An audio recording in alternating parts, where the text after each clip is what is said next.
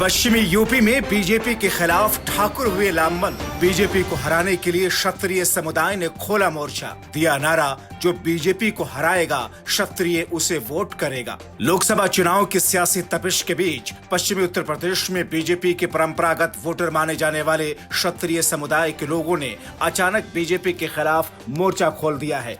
मुजफ्फरनगर, कैराना और सहारनपुर इलाके में ठाकुर बहुल गांव में बैठकों के बाद सहारनपुर जिले के नानौता में क्षत्रिय महाकुंभ आयोजित करके बीजेपी के खिलाफ एकजुट होने का आह्वान किया। क्षत्रिय समुदाय के संगठनों ने ऐलान किया है कि जो भी बीजेपी को हराएगा क्षत्रिय समाज उसे ही वोट करेगा। मगर क्षत्रिय समुदाय बीजेपी से नाराज क्यों है, इसके पीछे के कारण क्या है, आपको विस्तार से बताएंगे। मगर उससे पहले आपको क्षत्रिय समाज का बीजेपी के खिलाफ प्लान बताते हैं।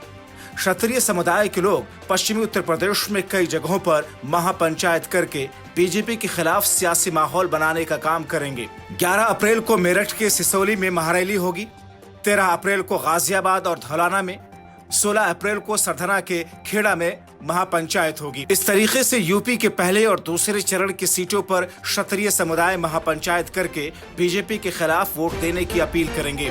क्षत्रिय समुदाय में बीजेपी को लेकर रोष की कई वजहें बताई जा रही हैं, जिसमें टिकट कटना भी एक वजह है। क्षत्रिय समाज का कहना है, क्षत्रिय समाज की मांगों को नजरअंदाज किए जाने का आरोप। पश्चिमी यूपी में क्षत्रिय समाज को लोकसभा चुनाव में टिकट नहीं दिया गया। क्षत्रिय वंशों एवं महापुरुषों के इतिहास को विकृतीकरण किया जा रहा है। ठाकुरवाद का फर्जी नैरेटिव फैलाया जा रहा है, उस पर बीजेपी IT सेल मौन है। राम मंदिर ट्रस्ट में श्री राम के वंशजों, प्राण प्रतिष्ठा में सूर्यवंशी क्षत्रियों की अनदेखी की गई। मजबूत क्षत्रिय नेताओं का राजनीतिक वजूद मिटाने की साजिश की जा रही है। गुजरात में पुरुषोत्तम रूपाला ने क्षत्रियों पर टिप्पणी कर ठेस पहुंचाया। इसमें एक बड़ी वजह ठाकुर प्रत्याशी न देने से नाराजगी भी हुई है, जबकि उत्तर प्रदेश में बड़ी संख्या में ठाकुर समुदाय की आबादी है। पश्चिमी यूपी के गाजियाबाद में 5 लाख, नोएडा में 4.5 लाख ठाकुर वोटर हैं। इसके अलावा मुजफ्फरनगर, सहारनपुर, कैराना, मेरठ, अमरोहा, बिजनौर लोकसभा सीट पर भी 1 लाख से ज्यादा ठाकुर हैं। इसके बावजूद एक भी सीट पर किसी भी ठाकुर को प्रत्याशी नहीं बनाया गया। यही वजह है कि क्षत्रिय समाज अब बीजेपी के खिलाफ नाराज और लामबंद है।